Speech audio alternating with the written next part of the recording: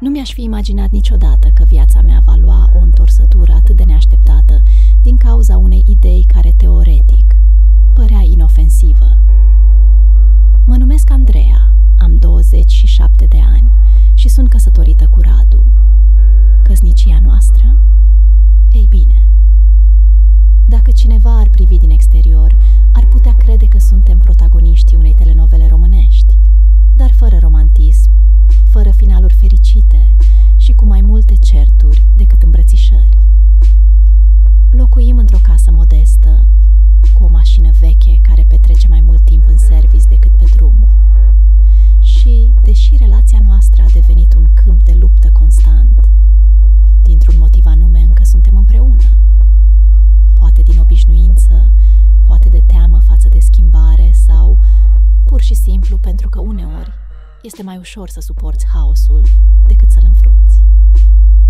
Într-o zi, Radu a venit cu o idee care, după spusele lui, ne-ar fi ajutat să ne descurcăm mai bine. Andreea, ai putea să vinzi gustări ca să ne mai susții cu cheltuielile casei. Mi-a spus asta cu acel aer de superioritate, de parcă totul în viață s-ar rezolva doar dacă vrei suficient de mult.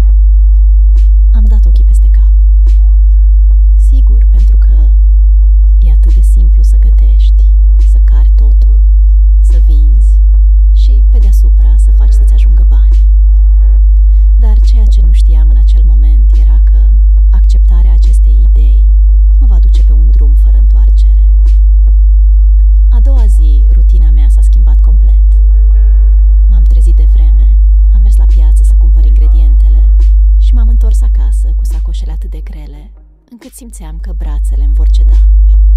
Am frământat aluatul, am umplut, am prăjit, am împachetat și, în final, am încărcat totul în mașină. Radu nici măcar nu s-a ridicat de pe canapea. În timp ce el stătea relaxat la televizor, fără nicio grijă, eu mă luptam cu oboseala în bucătărie, organizând totul pentru a ieși la vânzare. Când în sfârșit am reușit să-mi așez micul stand, epuizarea deja mă dărâmase. Și cel mai rău era că abia vândusem suficient cât să acopăr banii dați pe ingrediente. Când m-am întors acasă, sleită de puteri, Radu nici măcar nu și-a ridicat privirea din telefon. Cum a fost? Ai făcut vreun ban? M-a întrebat cu tonul lui nepăsător. Am simțit cum mi se strânge pieptul de furie. Nici măcar nu-și putea imagina prin ce iad trecusem. Și asta era doar începutul. Ziua în care totul s-a dus de râpă a început cu o furtună. Ploua fără milă, în timp ce încercam să-mi acopăr gustările cu o prelată improvizată. Apa îmi imbiba hainele din cap până în picioare și, ca și cum nu era suficient, blestemată de mașină, a decis să mă lase în mijlocul drumului. Am încercat să o pornesc de mai multe ori, dar motorul nici măcar nu dădea semne de viață. Cu apa până la glezne și disperarea crescând în suflet, am luat telefonul și l-am sunat pe Radu. Dacă era un moment în care aveam nevoie de el, acela era. După mai multe apeluri, a răspuns plictisit: ce mai e acum? I-am explicat situația, sperând că va veni să mă ajute. Dar răspunsul lui mi-a făcut sângele să fiarbă. Păi rezolvă singură, nu? Ar trebui deja să înveți să te descurci fără mine. Am închis telefonul cu mâinile tremurând. Dacă el nu voia să mă ajute, trebuia să găsesc altă soluție. Cu furia încarzând în mine, mi-am ridicat privirea și am văzut un atelier auto câteva străzi mai în față. Pe firmă scria Service Auto Nea Vasile. Nu aveam prea multe opțiuni, așa că mi-am strâns haina pe mine, încercând să mă protejez de ploaie. Și am mers într-acolo, cu apa și roindu-mi pe haine. Am bătut cu putere în ușă, iar aproape imediat a apărut un bărbat care făcea cinste numelui său. Vasile era un tip înalt, cu o constituție solidă, brațe puternice și o privire care emana experiență și siguranță. Înainte să apuc să spun ceva, mi-am vărsat toată frustrarea dintr-o suflare. Vă rog, mașina mea s-a stricat acolo în stradă. Soțul meu nu vrea să mă ajute și sunt udă până la piele. O puteți verifica? Vasile m-a privit din cap până în picioare, iar pentru o clipă, privirea i s-a oprit pe hainele mele ude, care mi se lipeau de corp. Apoi, cu un zâmbet abia perceptibil, mi-a răspuns: sigur, dar în zilele cu ploaie, prețurile cresc. Nu-mi păsa cât avea să mă coste. Tot ce voiam era să ies din situația aceea. Vasile și-a luat trusa cu scule și m-a însoțit până la mașină.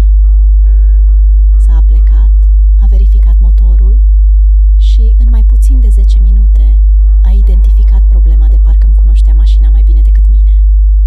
În timp ce lucra, l-am privit mai atent. Mâinile ferme, postura sigură, felul în care se mișca fără să ezite. Era atât de diferit de Radu. Când a terminat, a pornit motorul fără efort. Gata, e ca nouă. Sau cel puțin pe cât posibil. Am scos portofelul să plătesc, dar el a clătinat din cap. Nu-ți face griji, Andreea. Doar ceea ce am văzut azi a meritat deja efortul. Am rămas tăcută. Privirea lui era intensă, de parcă voia să spună ceva mai mult. Nu i-am răspuns. Doar i-am mulțumit și m-am urcat în mașină. Dar pe drumul spre casă, cuvintele lui îmi răsunau în minte. De ce m-am simțit așa? În acea noapte, în pat, nu mă puteam opri din gândit la ce se întâmplase. Nu era vorba doar de mașina reparată, nici de furtună, nici de indiferența lui Radu. Era felul în care Vasile mă privise.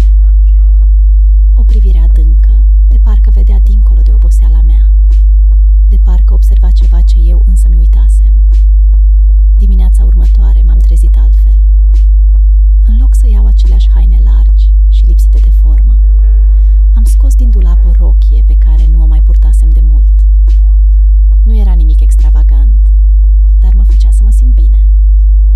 M-am uitat în oglindă și am văzut ceva ce nu mai văzusem de mult. O femeie cu viață în privire. Sasha a observat schimbarea. M-a privit pe furiș în timp ce își sorbea cafeaua, dar nu a spus nimic. Și, pentru prima dată, nu mi-a păsat. Singurul lucru pe care l-așteptam în acea zi era să-l revăd. Dar Vasile nu a apărut.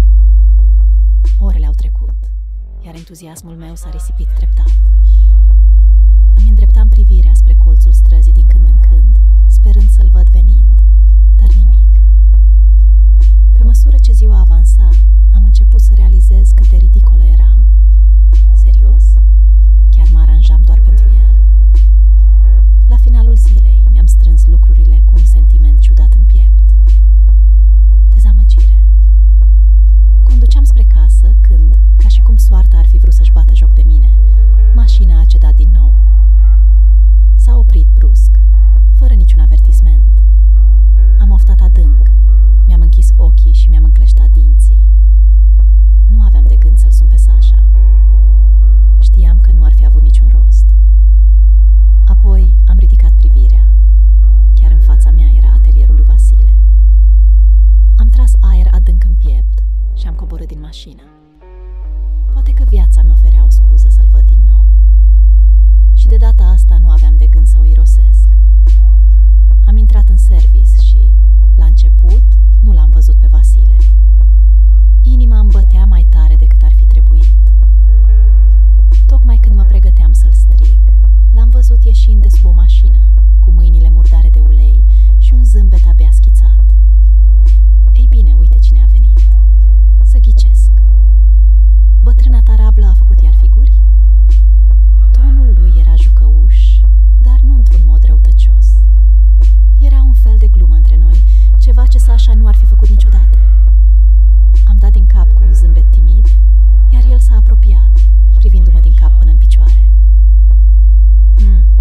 Azi nu doar mașina arată diferit. Și tu pari schimbată. Am simțit cum îmi iau foc obrajii, dar în loc să mă eschivez, de data asta am avut curajul să-i răspund. Uneori schimbarea face bine. Vasile a zâmbit, cu acea expresie a unui bărbat care înțelege mai mult decât spune. Ce noroc pe mine atunci. Hai, așează-te. O să dureze puțin.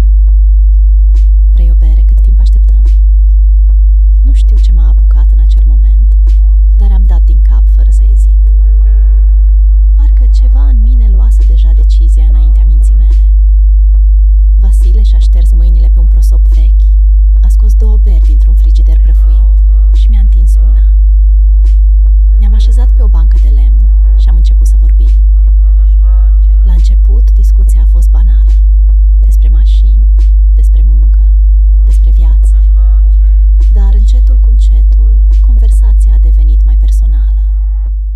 Vasile avea un fel de a fi care mă făcea să mă simt în largul meu.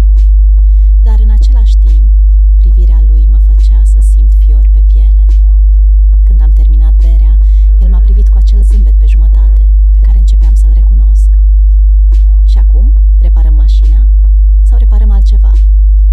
Mi s-a zbârlit pielea. Vocea lui era joasă, sigură pe ea. Și cel mai rău era că deja știam răspunsul. Aerul din atelier devenise greu. Amândoi știam exact ce urma să se întâmple. Nu era doar berea, nici doar conversația. Era tensiunea care crescuse între noi din prima clipă în care l-am văzut. Vasile a lăsat cutia de bere pe jos și s-a apropiat mai mult. Spune-mi să mă opresc și o voi face, a șoptit, cu acea siguranță care mă făcea să mă simt complet diferit față de cum mă simțeam lângă Sasha. Dar eu nu voiam să se oprească. Voiam să mă simt vie din nou. Mâna lui mare mi-a atins talia. Degetele lui ferme mi-au cuprins trupul și, înainte să-mi dau seama, ne sărutam cu o intensitate care mi-a tăiat răsuflarea. Nu mi-a mai păsat de nimic. Pentru prima dată după ani de zile, alegeam pentru mine. Și în timp ce mă pierdeam în brațele lui, un singur gând mi-a traversat mintea. Cum aș mai putea da înapoi